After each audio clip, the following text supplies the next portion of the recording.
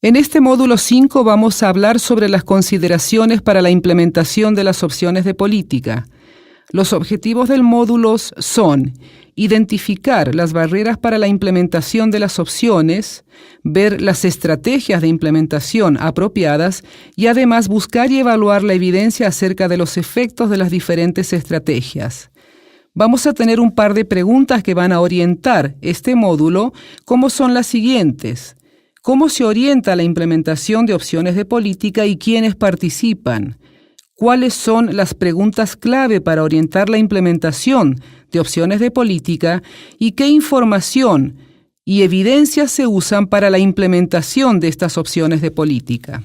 Después de haber clarificado el problema, que ya lo vimos en el módulo 3, y caracterizado las opciones que se están considerando para abordar el problema de política del módulo 4, debemos avanzar en la consideración de las barreras de implementación de estas opciones y cómo vamos a abordarlas. Si las opciones viables no son apropiadamente implementadas, es poco probable que sean efectivas.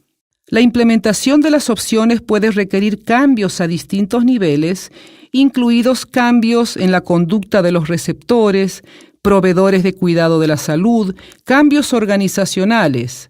Las estrategias para lograr estos cambios tendrán más probabilidades de éxito si abordan las barreras para su implementación. Sin embargo, se sabe muy poco acerca de la efectividad de los distintos métodos, tanto para identificar barreras como para diseñar intervenciones para su abordaje. Una serie de preguntas útiles para el proceso de identificación y abordaje de las barreras para la implementación de las opciones son las siguientes. ¿Qué barreras existen para implementar cada opción? ¿Qué estrategias existen para abordarlas? ¿Qué se conoce acerca de los efectos de estas estrategias?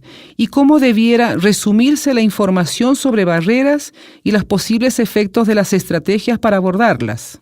La identificación de las barreras es a menudo realizada informalmente y de manera implícita.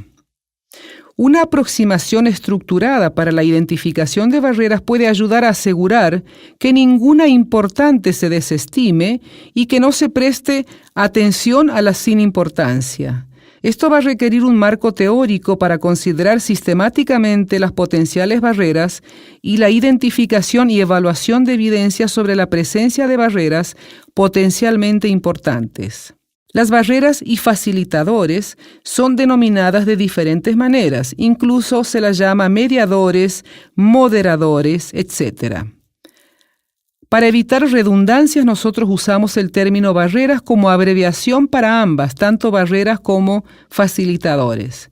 Sin embargo, es importante considerar los facilitadores, así como las barreras al implementar opciones de política. Las listas de barreras para la implementación pueden ocurrir a diferentes niveles y muchas veces son una combinación de ellas. Básicamente deberíamos considerar 4 niveles: barreras a nivel de receptores de los cuidados de salud o de una política, un programa, barreras en los proveedores de esos cuidados, limitaciones del sistema de salud y, por último, limitaciones sociales y políticas. En el caso de los receptores y proveedores de servicios y cuidados de salud, deberían considerarse los siguientes. En el campo de conocimientos, competencias, actitudes, acceso al cuidado y motivación para el cambio. Entonces, estos 5 puntos vamos a considerar tanto para receptores como para los proveedores de esos cuidados de salud. A nivel del sistema de salud se pueden dar una serie de barreras, como por ejemplo, es bastante frecuente encontrar recursos financieros inadecuados, recursos humanos inadecuados, supervisión inadecuada o sistemas de información que no están adecuados, liderazgos que no funcionan como uno quisiera y también el tema de la burocracia, por citar algunos. Finalmente, pueden existir limitaciones sociales y políticas que, si bien podrían ser difíciles de medir, hay que intentar hacer el ejercicio de sacarlas a la luz. Por ejemplo, temas de ideología o pensamientos a corto plazo, conflictos de interés, el tema de la corrupción, etc. Tenemos muchos temas para analizar y para ponerlos y explicitarlos como barreras. Existe una serie de métodos disponibles para identificar y clarificar la importancia de las potenciales barreras. Por ejemplo, lluvia de ideas es un tema que lo venimos repitiendo de manera permanente. Estamos hablando de procesos participativos de elaboración, formulación de políticas. Por lo tanto, la lluvia de ideas es un método que se utiliza con mucha frecuencia en estos procesos.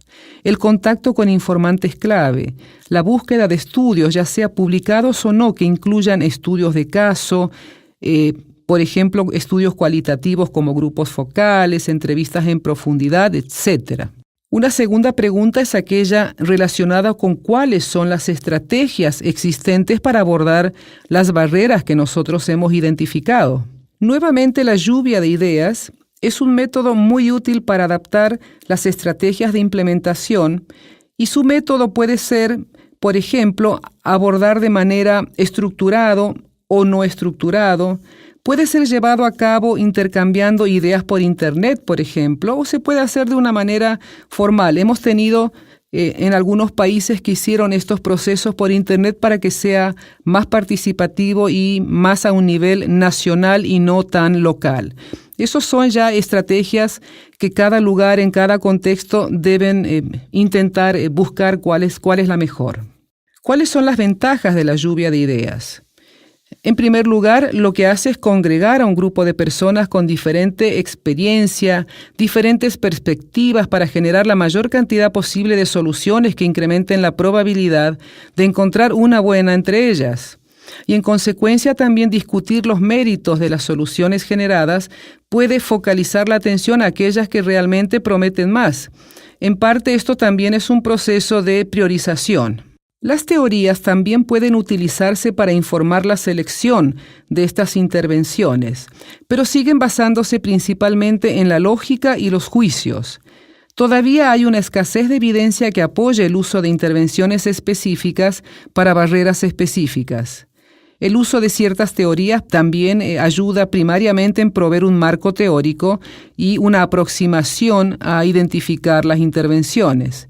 Y también considerar que los abordajes basados en teorías pueden ser utilizados como un abordaje estructurado en la propia lluvia de ideas.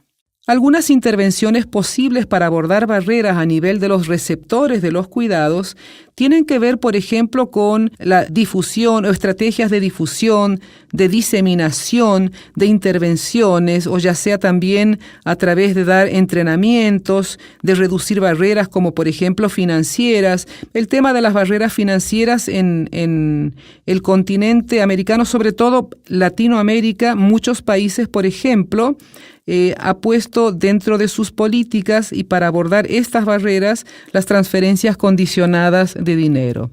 En fin, dijimos que a nivel de proveedores y a nivel de usuarios teníamos barreras de conocimiento, de competencias, actitudes, etc. Entonces, estas son formas también de abordaje de estas barreras.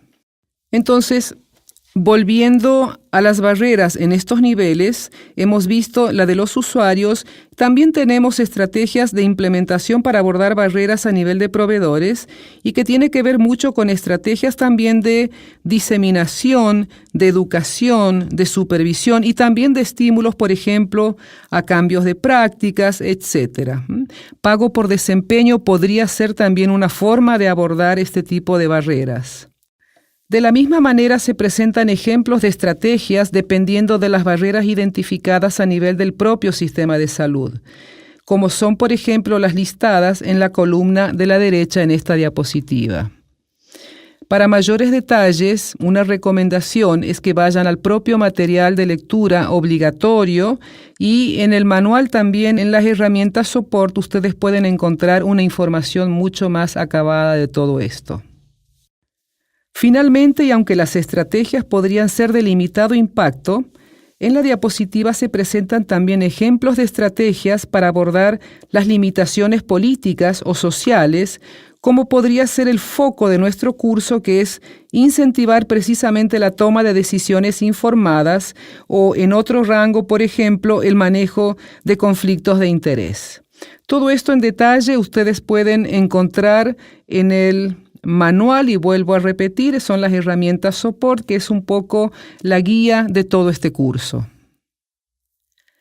La tercera de las preguntas respecto a la identificación y abordaje de las barreras a la implementación es ¿qué se conoce acerca de los efectos de estas estrategias? El proceso de búsqueda y evaluación de la evidencia acerca de los efectos de las estrategias de implementación es semejante a encontrar y evaluar evidencia del impacto de las opciones. Conlleva encontrar, seleccionar, evaluar con fiabilidad de las revisiones sistemáticas y basado en esa evidencia hacer juicios sobre los efectos de estas estrategias de implementación y cuánta confianza puede ser puesta en estas estimaciones. Una revisión sistemática es el punto de partida ideal para encontrar lo que se sabe acerca de los efectos de las estrategias de implementación. Por ejemplo, existen varias revisiones sistemáticas de estrategias para cambiar la conducta de receptores y proveedores de los cuidados de salud. Ya mencionamos algunas anteriormente. Existen menos revisiones de estrategias que aborden las limitaciones de los sistemas de salud o del sistema político o social. Y las fuentes para encontrar revisiones sistemáticas ya la vimos en el módulo 6. Un consejo que damos siempre es buscar revisiones con un enfoque amplio. Las revisiones sistemáticas de estrategias de implementación comúnmente abordan preguntas ampliamente superpuestas y desde diferentes perspectivas. Las revisiones con un enfoque muy estrecho pueden resultar en una confusión, por lo tanto, siempre aconsejamos buscar revisiones sistemáticas con enfoque amplio. Una vez que una revisión sistemática es encontrada, se debe decidir cuánta confianza poner en ella, y confianza implica evaluar esa revisión sistemática, evaluar su calidad con instrumentos que ya tenemos estandarizados.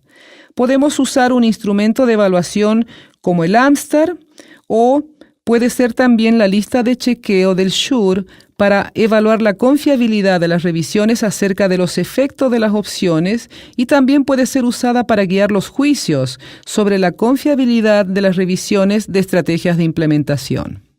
Si no se encuentra una revisión sistemática o tenemos una revisión sistemática con muchas limitaciones importantes, puede ser necesario buscar estudios individuales, ya sea para suplementar la información en una revisión sistemática o para reemplazarla. Hecho esto, debe prestarse atención a los mismos procesos utilizados en una revisión sistemática. En lo posible, cuando vamos a manejar estudios primarios, también debemos utilizar métodos transparentes y explícitos, tanto para encontrar, seleccionar y analizar críticamente los estudios, también con listas de chequeo o instrumentos que son específicos para ciertos diseños de investigación. Y por supuesto, sintetizar los resultados de aquellos estudios que consideramos relevantes. Finalmente, quiero hacer una breve mención a la pregunta de cómo debiera resumirse o presentarse la información sobre las barreras y los posibles efectos de las estrategias para abordarlas. Los principales aspectos que debieran presentarse son los siguientes. Barreras importantes para la implementación de cada opción, y ahí debemos incluir la evidencia y los juicios usados para caracterizar esas barreras.